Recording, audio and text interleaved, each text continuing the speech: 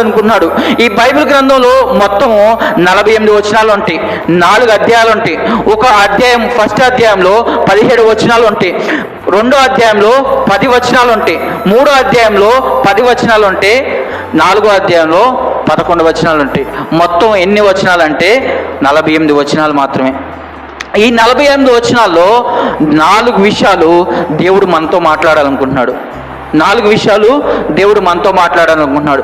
యోనాని దేవుడు నినివే పట్టణానికి పంపించినప్పుడు నినివే పట్టణానికి వెళ్లకుండా తర్షీష్కి వెళ్తున్నాడు.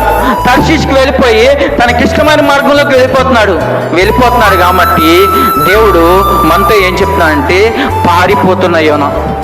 ఏం చేస్తున్నాడు? పారిపోతున్న యోనా. ఫస్ట్ అధ్యాయము పారిపోతున్నాడు. ఫస్ట్ అధ్యాయంలో యోనా పారిపోతున్నాడు. రెండో అధ్యాయంకి వచ్చేసరికి యోనాకి అపాయం వచ్చింది. ఏం అపాయం అంటే తనని ఎక్కడ పడేశారు? సముద్రంలో పడేశారు.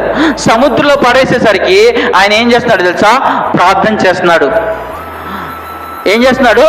ప్రార్థన చేస్తున్నాడు కాబట్టి ప్రార్థన చేస్తున్న యోనా. రెండో అధ్యాయానికి ఏంటి? ప్రార్థన చేస్తున్న యోనా.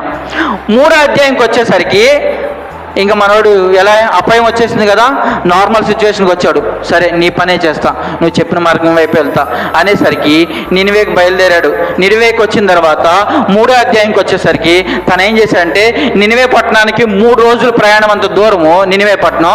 ఆ పట్టణంలో సువార్త ప్రకటించకుండా తను ఏం చేశాడంటే 1 రోజులో ప్రకటించాడు. ఏం చేశాడు తెలుసా?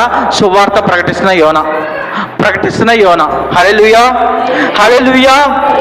4వ అధ్యాయంలో పోరాడుతున్న యోనా. ఈ 4 అధ్యాయాలు 4 మాటలు మనం జ్ఞాపకం చేసుకోవాలి. ఈ 4 అధ్యాయాలు 4 మాటలు మనం జ్ఞాపకం చేసుకోవాలి. అర్థమైందా? 4 మాటలు. ఏం మాట? ఫస్ట్ మాట ఏంటి? పారిపోతున్న యోనా. రెండో మాట ప్రార్థన చేస్తున్న యోనా. మూడోది ప్రకటిస్తున్న యోనా. నాలుగోది పోరాడుతున్న యోనా. మళ్ళీ ఒకసారి చెప్దామా? మీరు చెప్పాలి గట్టిగా. పారిపోతున్న